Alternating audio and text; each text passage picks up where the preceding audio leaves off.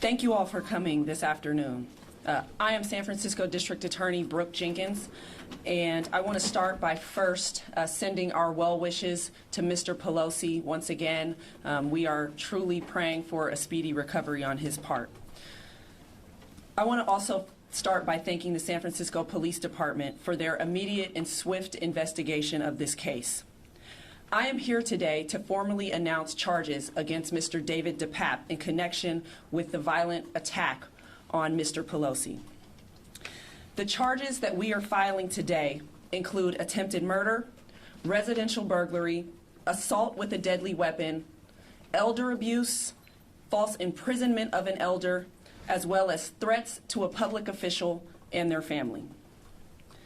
These charges are based on the following facts, many of which are contained in the federal affidavit that was filed today, as well as will be contained in the motion to detain Mr. DePape that we file tomorrow.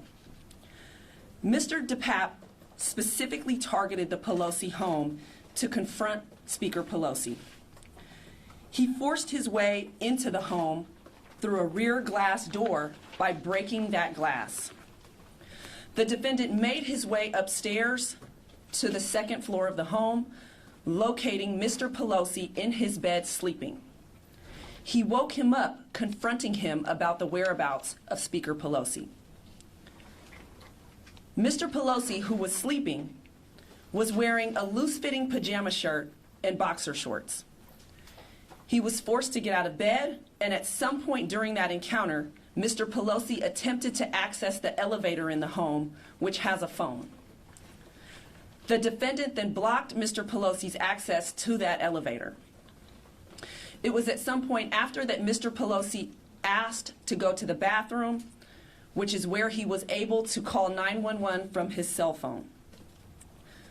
The defendant, realizing that Mr. Pelosi had called 911, took Mr. Pelosi downstairs near the front door of the residence. Two police officers arrived at the front door 2 minutes after that 911 call. When that door was opened, the defendant was holding his hammer, which Mr. Pelosi appeared to be attempting to control by holding a portion of that hammer. The defendant then pulled the hammer away from Mr. Pelosi and violently struck him in the top of his head. The police then immediately apprehended the defendant. What we also have learned is that the defendant brought to the location of the Pelosi residence a second hammer, as well as zip ties, rope, and a roll of tape. What is clear based on the evidence that we have thus far is that this house and the speaker herself were specifically targets of the defendant. As for next steps, the defendant is expected to be arraigned tomorrow afternoon. My office will be filing a motion to detain him without bail, and that is based on what is obvious and severe public safety risks that the defendant poses to San Francisco as well as the outer community. Violence has no place in this city, and we will work vigorously to hold the defendant accountable. One last thing that I want to say today is that as leaders and as citizens, it is incumbent upon us all to watch the words that we say and to turn down the volume of our political rhetoric. We should be able to all engage in passionate political discourse, but still remain respectful of one another. Violence certainly has no place in San Francisco or in politics. Thank you. Thank you, and now we'll open up for some questions. Yes, can say, how many... Whoa. Slow down. Before we get that, I would like to keep this a little bit orderly just because I want to make sure we're able to get through and not have a free-for-all. Yes, sir. Jim Carlton, Wall Street Journal. Brooke, thank you for this. How many, who opened the door for the police officers? And one question. My second question is, how many times, he was struck one time with a hammer, not twice? So at this time, it's unclear which of the men opened the door. And we are also still fleshing out how many times he was struck in the head. Okay, thank you. Gabriel Bachelor, Mercury News. I'm wondering how an individual was able to access the home of someone so prominent. Was there any security in place there? How was he able to open the door of this home? What I can tell you is that there was no security present and that he was able to break the window to a glass door to gain entry into the home. Did the defendant have any prior contact with law enforcement, any prior arrests, any sort of record? All of that will come out in court tomorrow. District Attorney Jenkins. Guys, we're trying to do this orderly. We'll go to Christian in the back and then you. DA Jenkins, if you could let us know how this investigation is going to work or how this case is going to work in conjunction with or in cooperation with federal authorities who also are mounting their own case. Yes, and so what I will say is that thus far, both San Francisco Police Department as well as the Federal Bureau of Investigations have been simultaneously investigating this case. They've been cooperating very well with each other. We have been in touch with the U.S. Attorney's Office. These will be parallel prosecutions, and we will work to make sure that both move forward successfully. DA Jenkins, given the intense national focus on this case and its political dimensions and some of the theories that are already out there about what transpired, how important is it for your office in conjunction with other prosecutors to paint a clear picture, including the evident political motivation for this attack?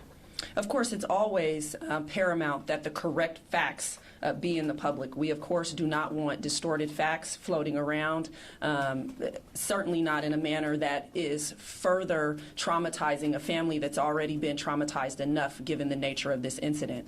And so that's why it's of paramount importance. Can you cover some of the things that police found in the interview with Mr. DePape in terms of his attempt to go after the speaker and wait for the speaker and what his plans were for her? I think I've covered as much as we're going to cover today. More facts will be contained in our motion to detain that we will file tomorrow in court that you'll have access to. Sergio? Can you talk a little bit about his current state? Our understanding is that he's still being held at General Hospital. Can you talk a little bit about that and his arraignment tomorrow? So I'm not aware of where he is currently.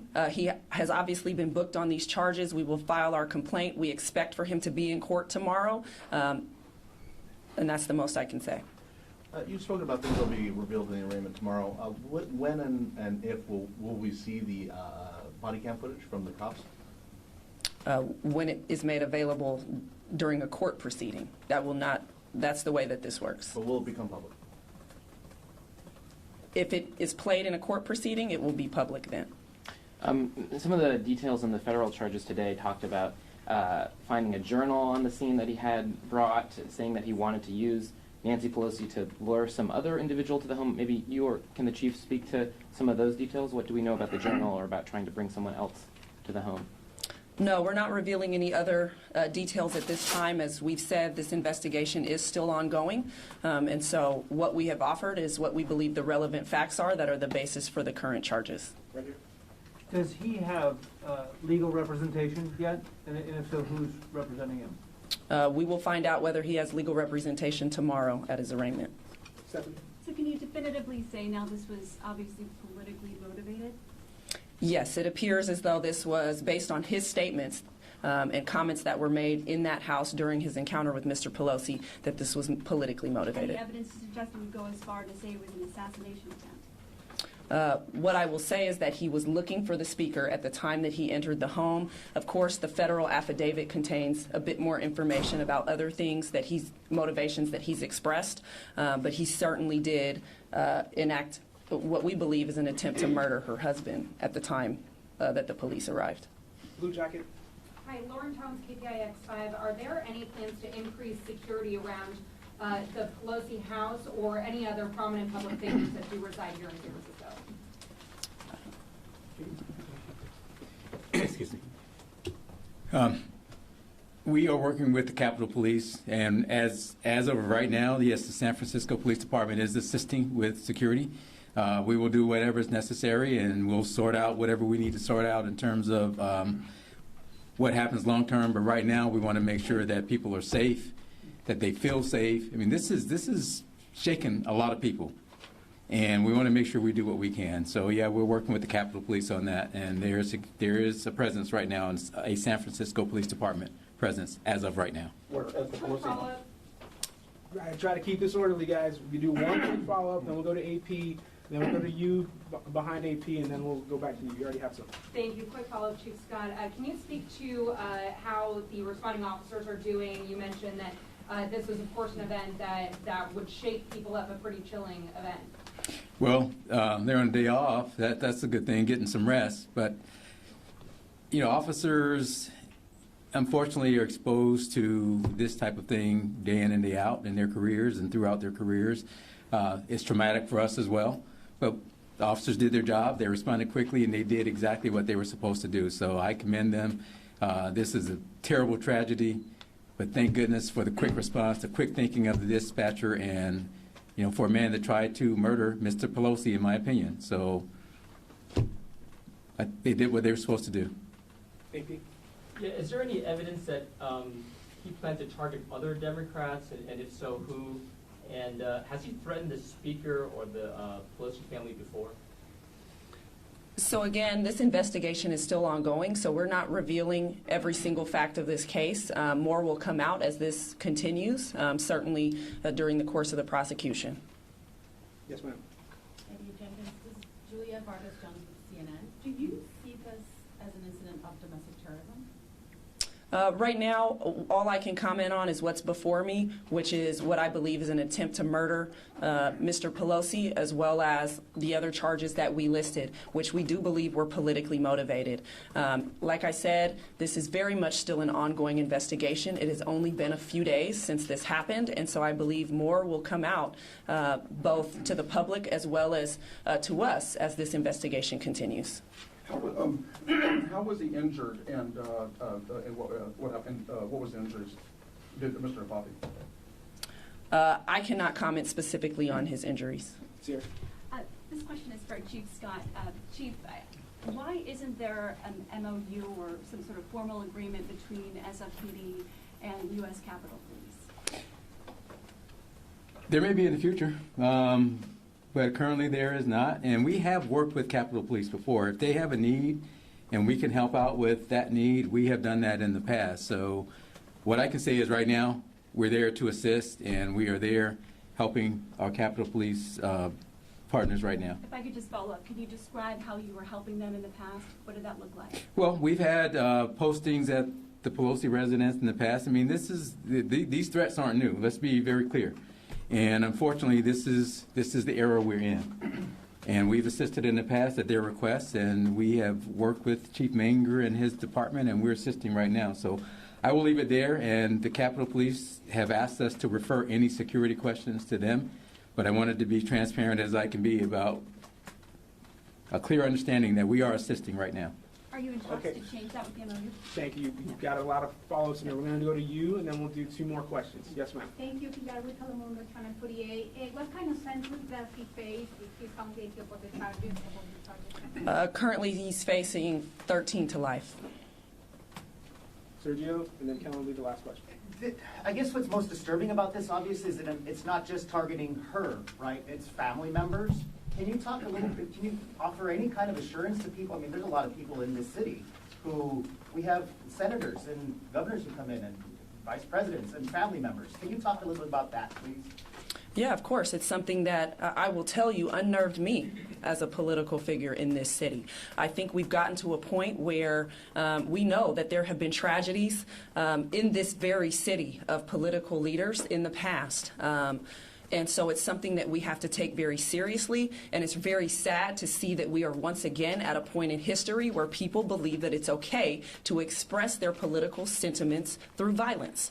And so I think it really demonstrates that we have to calm things down. We have to decide that we are going to be more respectful as an American society, that it's okay to disagree, but it certainly is something that has unnerved us all.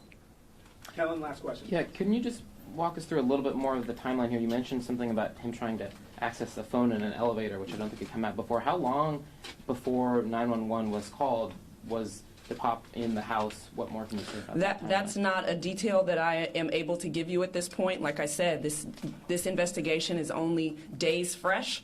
We are still fleshing all of the specific details out. Thank you all for coming. We really You know appreciate what, the time. have you heard anything on his Thank you. condition, That by was the the way, last on Mr. question. Pelosi's? Thank Can you That offer was the any last words to question. him? Thank you. That was the last question. That's for We the really family to appreciate it. answer. Thank We you. really appreciate everyone's time and attention, and we know you have to all go file your stories and get on, do the things you need to do. Thank you all so much. What's the best way to get out? I will email the press release shortly. I mean, out, the I will show you in just a second. I need to turn this off. Ready?